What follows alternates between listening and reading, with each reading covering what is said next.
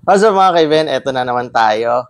Another sharing na naman tayo and ito ay part 2 nung previous video natin tungkol dun sa wireless mic and sa frequency. And good thing, no? Shout out kay Sir Bauha.ph or Bauha.ph. Alright, so ito yung tanong, no? Maganda yung tanong niya and dito natin ipapaliwanag or dito natin papakita kung bakit, no? Kung yung sinasabi ko nung nakaraan, kung tama ba.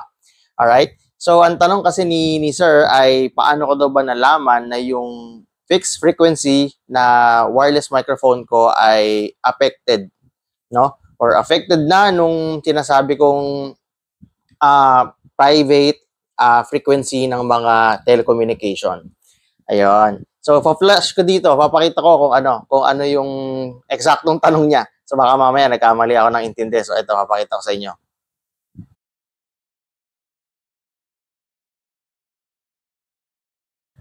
Ayan, so ayun, so yun yung tanong niya. And bago ko pakita yung sagot, no, papakita ko muna sa inyo yung fixed frequency na microphone na dinemo ko, yung pinakita ko. Hindi ko lang alam kung ito nga ba yun, pero kasi dalawa yun pero same. Nahanap ko yung adapter, so nai-on ko siya kasi yung nakaraan hindi ko nai-on at naka-base lang tayo sa handheld, no. So ito, may battery yung handheld, papakita ko. Sana makita. Na nakita. Oh, baliktad. Sige, mamaya iharap ko yung camera. Sorry. So, ipapakita ko muna kung ano yung frequency nitong microphone na to, no? Ito yung sinasabi ko sa inyong fixed frequency. Ito yung dinemo natin nung nakaraan. Teka lang.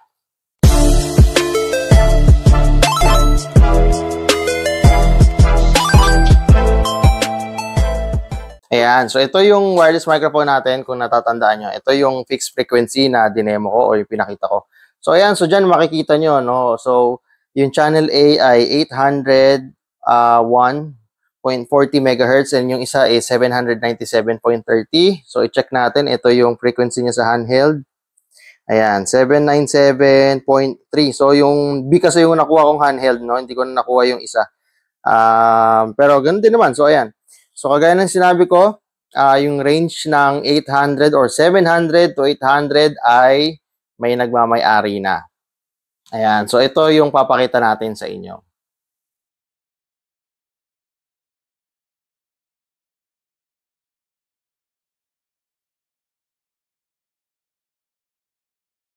Ayan. So ayan. So, nabasa niyo na, nakita niyo na. So, kung gusto niyo pang basahin, kung medyo mabilis, yung pagkakalagay ko, siguro i-pause niyo na lang kada isang statement doon, no?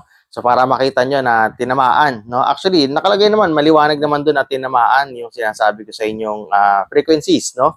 From 700 to 800. Ayan. So, sino ba sila dito sa Pilipinas, 'di ba? So kilalang kilala sila dito sa Pilipinas, nagkalat ang network nila dito sa Pilipinas, nagkalat ang mga SIM cards, nagkalat ang gumagamit. So definitely talagang maapektuhan yung mga ganong klase ng bandwidth or range ng frequency natin, no? So kaya sabi ko kanina, ito ay 800 and 700. So ayan, so kitang-kita nyo naman. Wait, tingnan natin. Baka malaglag. Ayan, so ito, hawak ko siya ngayon. So baligtad kasi, nakabaligtad yung camera, no? So ayan, so makikita nyo rin dito na hindi siya selectable kasi dito is power button lang talaga at volume lang. Wala nang ibang pindutan. Ayan, oh, malinis. Wala, ay, nabunot. Ayan, so power button lang talaga siya. So ayan, pasensya na, baligtad kasi nakabaligtad yung camera natin. So ayan, so power button lang and volume lang talaga siya. Ayan, oh, volume A, volume B, power button, and then LCD na, screen na. So wala na. No, hindi kagaya nung changeable frequency natin, maraming pindutan. No? Isa na rin sa basehan yun para malaman nyo na yung gamit yung mic ay fixed frequency. Ayan, adjust ko lang. Ayan. So, yun. So, kitang-kita naman, no? So, nandun yung range. So, pakit-check yung mga wireless mic na gamit nyo or sabi ko nga, kung sakaling bibili or alam niyo yun, kung brand new man or second hand, ito na yung pinaka-term, no? Hindi ko mabanggit. Maging mapanuri. Sorry. So maging mapanuri lang tayo, no? Tignan natin yung paligid, no? Tignan natin yung paligid ng box, ng pinaka-receiver kasi may mga sticker 'yan eh. Ayan, tayo bunutin ko na nga. Ayan, may mga sticker 'yan eh. So ito kasi nandito nakalagay yung frequency niya, no? So hindi niyo na makikita kasi baliktad dito. And even yung antenna, ito, no? Tong antenna na to, may nakasulat dito kung ilang megahertz yan. So dito, siguro later, babaliktarin ko, papakita ko dito ay nakalagay na, baliktad ito 800 yan, 800 megahertz. Ayan, so talagang maapektuhan na siya. So ganun din sa isa.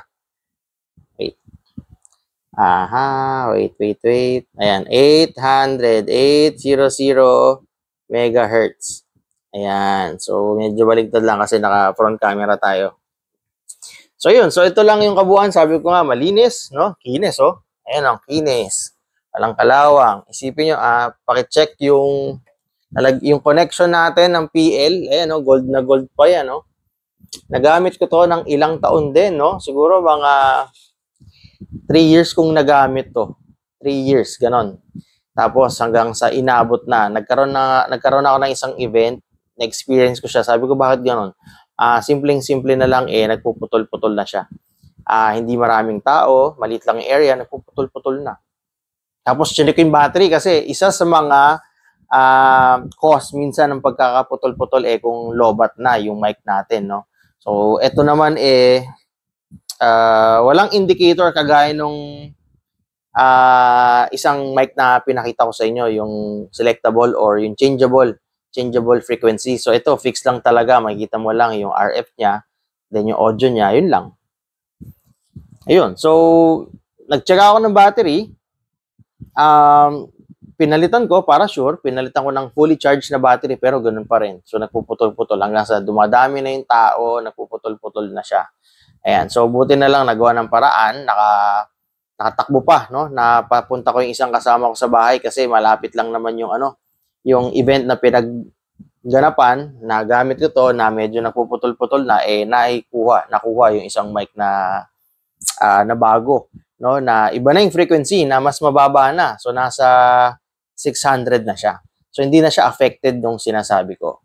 Ayan. So, gusto ko sanang i-demo no, kaya lang, wala akong kasama na maghahakot ng gamit kasi nasa nakatambak yung gamit, patong-patong nasa sasakyan, nasa bodega para ma-soundcheck sana. Pero sayang, no? Sabi ko nga, ito, makinis na makinis. Ayan, no? Walang kalawang. Ayan, buo-buo. Oops, makikita ba yung tatak? Takpan natin yung tatak ulit, Ayan, so yung handheld, walang pudpod. Ayan, makikita nyo, walang pudpod, no? Ayan, no? Buo-buo ang, kung makikita nyo ay buo-buo ang LCD, buo-buo ang screen. Tingnan natin kung mapapocus. Hindi yata, hirap Ayan, so walang sira, walang pero sa kasamang palad, di ko na siya pwedeng gamitin at sasabit na tayo. So, mapapahiya na tayo. Ayan, so yun lamang, no? So, napakita ko na kung ano yung pinagkaiba at yung patunay din natin na yung mga ganitong range. Pag sinabing frequency band, makikita nyo yan minsan sa mga manual ng mga mics nyo or sa mga ibang wireless device, no? Yun yung range na tinatawag pag sinabing band, frequency band, no? So, from 700 to 800. So, 701, 2, 3, 4, 5, 6 hanggang sa umabot na ng 800 dyan or 800 something, tagilid na tayo dyan. Ayun, so, dun sa nagsisimula pa lang at syempre, hindi naman natin makokontrol, hindi naman natin masisi at fixed frequency lang yung nabili. Kung yan nasa range naman ng mababa pa, no? Siguro matagal-tagal pa namang magagamit yan. Matagal-tagal pa naman. Kung if ever man na may mag-cross na signal, magkaroon ng jam at nag-squelch yan, siguro lipat-lipat na lang natin yung pwesto ng antena, no? Ganon. So, itaas na lang siguro or yun nga, iwasan ilapit sa mga extension, sa mga may power. So, sa mga power supply, sa mga power source. Kasi ang power, ang kuryente, may mga nilalabas din niya mga radio frequency na pwedeng maka-apekto, no? sa wireless device natin. So hindi natin matukoy kung sino matibay sa kanilang dalawa, kung sino yung matigas, no? Kung yung wireless mic mo ba, yung receiver mo ba hindi kayang sagasaan or apakan ng ibang frequency, like yun nga yung sa sariling boot natin. So for example, yung extension, yung mga power pack natin doon, kung sino yung mas matibay. So hindi natin masabi kasi nga hindi naman natin nakikita. So pwede kasing makaapekto 'yon. So, yun yung iniwasan natin. Buti sana kung hindi ginagamit, no? Kung sakaling idle lang yung event at nagkaroon ng ganon. Lalong-lalo na kung hindi ginagamit sa kantahan, no? Minsan may nagpe-perform tapos biglang matatamaan, yari. No? At hindi mo naman agad may alis, may ayo, so tatama ng tatama at hindi mo naman makita kung sino yung nagkukos, kung kaninong device, kung kaninong signal yung sumasagasa sa kasalukuyang signal ng mic mo, no? So, ginagamit ng artist, lumalabas yung signal nito o yung frequency, dumadaan, so may tumatawid, kaya nag-i-squelch, kaya nagpuputol-putol, no? And kampante ka, hindi ito lobat. Pero dahil nga ganon, fixed frequency siya at may tumatamang iba, may nagkaparehas, ayun, maapektuhan talaga. No? So, panalangin na lang natin na if ever man na, yun nga, ang mga microphone nyo ay ganon. No? Sabi ko, hindi ko sinisiraan kasi kung talaga naman yun lang yung inabot ang budget at nagsimula rin naman ako sa ganyan. Nakita nyo naman, may mga ganito rin ako. Kaya nga, ikukwento ko sa inyo yung experience ko. Ayos na ko lang po. So, ikukwento ko yung experience ko, no? Na ganon yung pwede mangyari. At di na ako nagdalawang isip mag-invest ng selectable frequency, no? Kasi yun nga, magiging kampante ka. Medyo mas may kamahalan talaga siya compare sa fixed frequency. Pero imagine, makakalusot ang event mo. Hindi ka masisira sa tao, sa client, no? Pero ganun pa man, again, hindi natin sinisiraan kung sakaling meron ka na, no? Sana hindi lang ganon na wala ka lang ma-tsempohan na may hawig sa signal, sa bandwidth, no, sa tinatamaan ng gamit mo para hindi ka maapektuhan, no? Kung hindi pa naman kaya, wag muna nating piliting bumili talaga. Ayun. So siguro ganun lang talaga yung fix or yung mga remedyo na gagawin natin, no? Iayos, ilipat ng pwesto. So yung mga mic naman nagagalaw naman 'yan. So for example, ganyan. No, pwede mo iganyan, pwedeng iganyan. So hanap-hanapin lang natin. Alam mo 'yan. Wala tayong magagawa kung ganun lang talaga Ayan, 'di ba? So siguro tiis-tiis lang. Pero kung madalas nang nangyayari, siguro kailangan ng pag-ipunan at magpalit na tayo ng mic. And then yung ganito, back up na lang muna natin, no?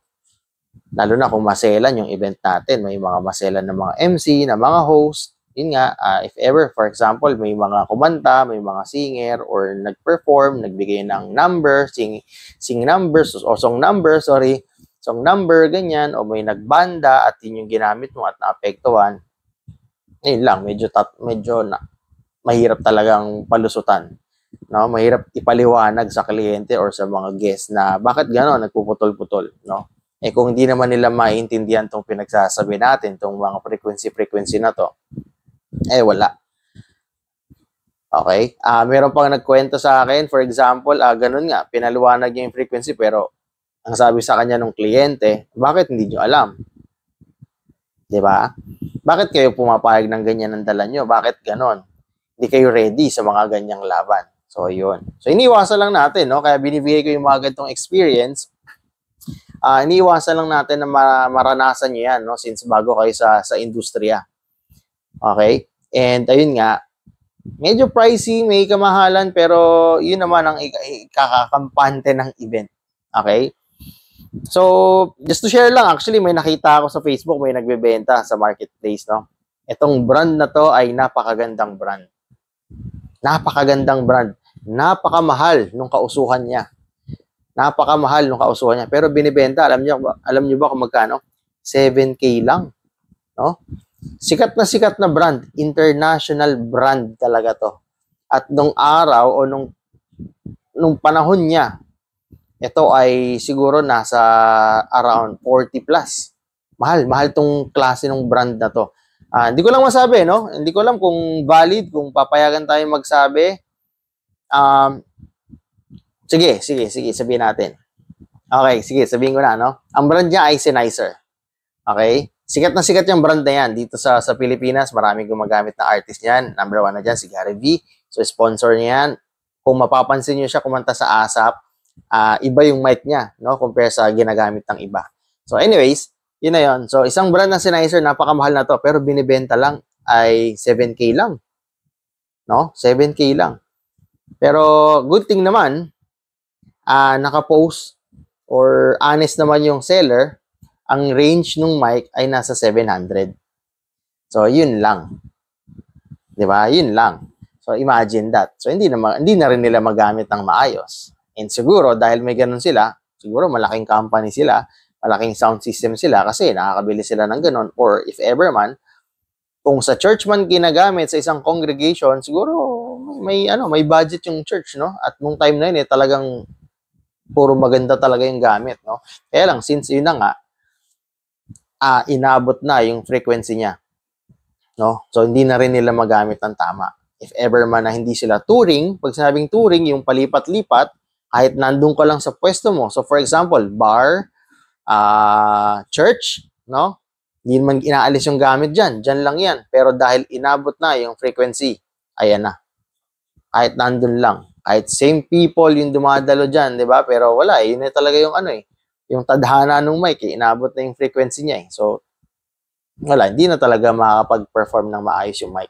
Magpuputol-putol na talaga at maapektuhan yung pinaka-event. Ayun. So, once again, maraming salamat kay Sir Boha.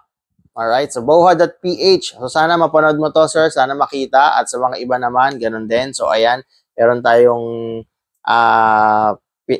meron dito sa video na to na nakapaskil, no? So, naka-post yung dalawang malaking telco or telecommunication company, no? So, kilala nyo na yan. Hindi ko na babanggitin. Basahin nyo lang. Nakita nyo yan. So, nandun, no? Nandun yung range na sinasabi ko. Tig-isa sila, ginagamit ang 800 at 700. No, siguro kung medyo uuriratin pa natin yan or kakalkalin pa natin yan, yung ibang mga networks talaga, kahit di kilala, malamang may gano'n na rin. So, sa lakas nila, sa dami ng cell site, no, tatamaan talaga tayo. Maaapakan talaga tayo. So, ayun, yun lamang, no? So, ang wireless mic, sa kasamaang palad ay may hangganan kung hindi naman talaga siya nasisira o worn out, no? O once again, papakita ko.